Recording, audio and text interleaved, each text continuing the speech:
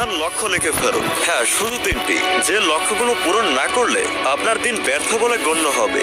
আপনার দিনকে উদ্দেশ্যহীনতা থেকে বাঁচানোর এটাই প্রথম ধাপ। আজকের জগতে সবচেয়ে দামি জিনিস জানেন কি? মনোযোগ।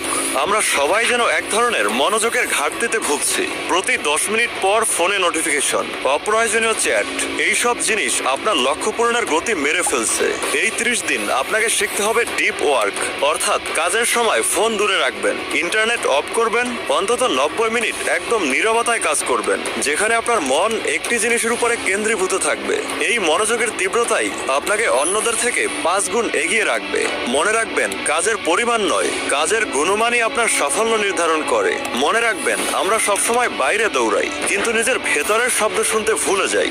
এই 30 দিনে অন্তত প্রতিদিন 10 মিনিট নীরবতা। চোখ বন্ধ করুন, শ্বাস প্রশ্বাসে মন দিন। এটাই হবে আপনার আত্মার সঙ্গে সংযোগ সময়।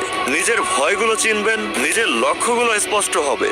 আপনার শরীরকে দিন সঠিক জ্বালানি। এই 1 মাস জাঙ্ক ফুড, চিনিযুক্ত পানীয় বাদ দিন, কারণ যখন শরীর শক্তিশালী হয় তখন মনও ধারালো হয়। এই 30 দিনে শিখে নিন না বলতে। অপ্রয়োজনীয় সম্পর্ক, সময় নষ্টকারী মানুষ, তাদের থেকে দূরে থাকুন। অলসভাবে স্ক্রল করা বন্ধ করুন।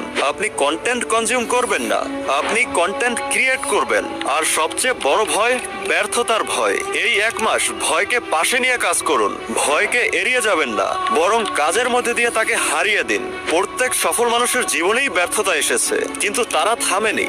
এই 30 দিনও আপনাকে থামতে দেওয়া হবে না। এখন সিদ্ধান্ত আপনার। আপনি কি এই 30 দিনের চ্যালেঞ্জ গ্রহণ করবেন? ভাবুন, এই 1 মাস পর আপনি কেমন অনুভব করবেন। যে কাজগুলো আগে পাহাড় মনে হতো, এখন নিচটাক ছোট